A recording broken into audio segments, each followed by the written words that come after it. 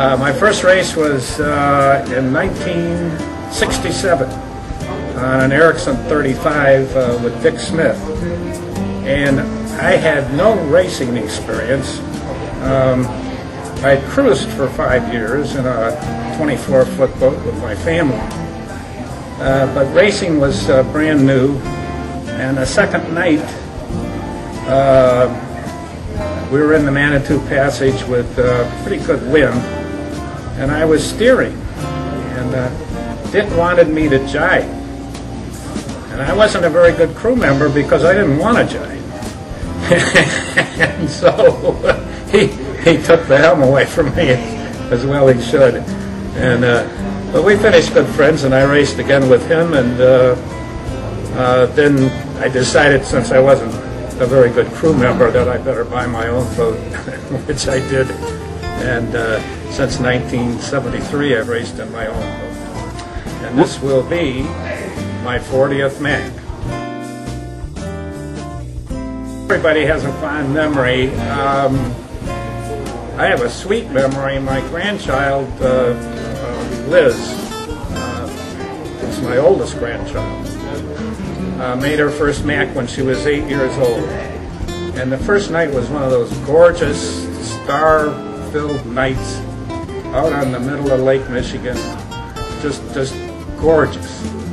And Liz came up from below about 2 in the morning, and I was driving.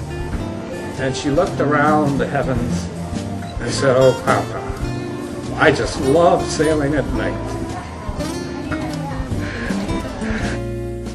Oh yeah, absolutely. The first segment is by far my favorite. I love the start. The start is so exciting, and it's so challenging. And typically, the race is won the first night. Where you position yourself that first night makes all the difference. The third leg between off of Beaver Island, from the Manitou Passage to Gray's Reef, is my least favorite. I have never in 39 Macs been able to figure that leg out.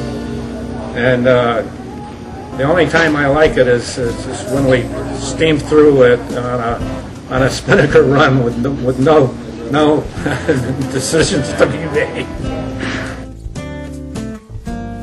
Our main competitor was Warrior. And it was the second night. We're starting we're just off of North Manitou, blowing like hell. Got the spinnaker up, and we're in first place. And Warrior is right behind us. And we failed to keep a careful look at what was happening behind us. And all of a sudden, a 60-mile-an-hour puff comes through. We do a death roll. All the lights are out. We don't know where we are. and I end up sailing back towards Chicago for 5 minutes, and Warrior wins the race. The only equipment failure I've ever had, a head stake broke, and it's not vivid, it just broke, and we had to withdraw. It's the only Mac I've ever withdrawn from, and that's it. As 1975, we're becalmed off of Cathead Point, by Traverse City. By the cement plant. And in a Ranger 29 with the family on board, we were dead in the water for about 4 hours, and the boat had drifted naturally as it does and was pointing back towards Chicago. This fisherman comes by, and he says, "What are you doing?" He says, "We're racing." He says, "Oh," he says, "you could have fooled me." He says, "Where are you racing to?" He says, "Mackinac Island." He's kind of dumbfounded. He says, "It's the other way."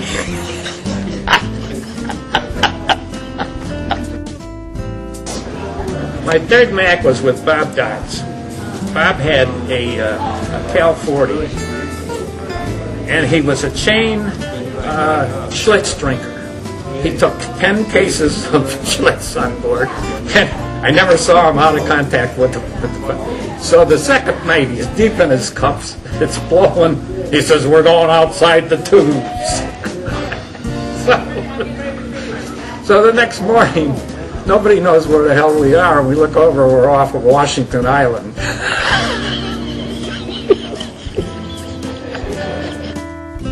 Right after the start, a fast spinnaker run, and my 12-year-old daughter is on board, and my foredeck loses the jib halyard. It goes up to the top of the mast, and we're so charged with adrenaline that the 12-year-old climbs the mast with nothing, just like a monkey. And about halfway up, everybody realizes this little kid could die. And so the best I could do was just not watch her, but to keep steady helm, keep the boat driving. We're under full main, full spinnaker, going like hell. She's climbing the mast to get the halyard. She gets about 4 feet from the top, and she cries down, "I can't make it." And I again didn't look up. I said, "Yes, you can. That's what you went up there to do. Do it." Because, of course, that's the safest thing she could. She got that little extra urge, got up there, flipped on. I still have nightmares about that. Well, we're in the Supermac from Bayview to Chicago in 1975 in the smallest boat in the race. I had to get a special dispensation from Lynn Williams to even do it. And we had one crew on board who had never raced. And but he wanted to do something. So we gave him the radio direction finder, which is battery operated, and he puts us on land. So unbeknownst to him, we take the batteries out and give them back to him. And this time he gets us about where we really are.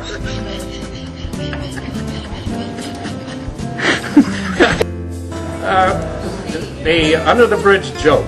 Now, I don't know exactly when I started this tradition, but when we crossed under the Mackinac Bridge, I would tell the filthiest, rottenest joke that and of course, my granddaughter, we would put the kids below, all right? So the second or third year this went on, she said, "Is it time for me to go below, Papa?" Pretty soon, the entire crew wanted to so we had a competition, and we always had girls and guys on board, so there was no holding back. And then some of the fleet found out about this tradition, so they started the under the bridge joke.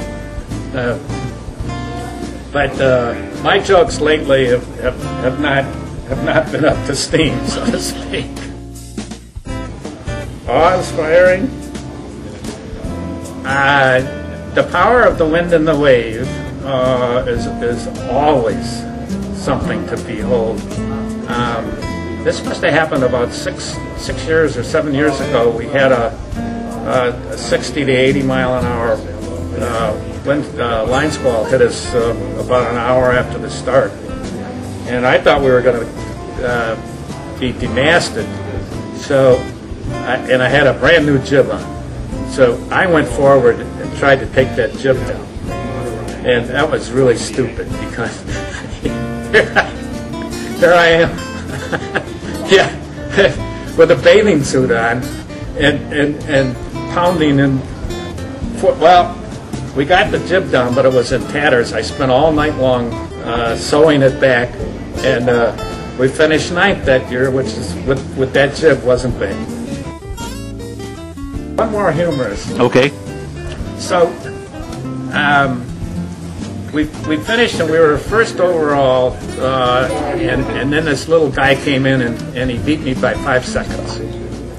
So now we're second overall. I'm being interviewed by the sports editor of the Daily News. And he says, Holland, he says, how do you feel about this little boat beating you for first place in the most prestigious freshwater race in history by 5 seconds? And I says, that guy saved me a big bar bill.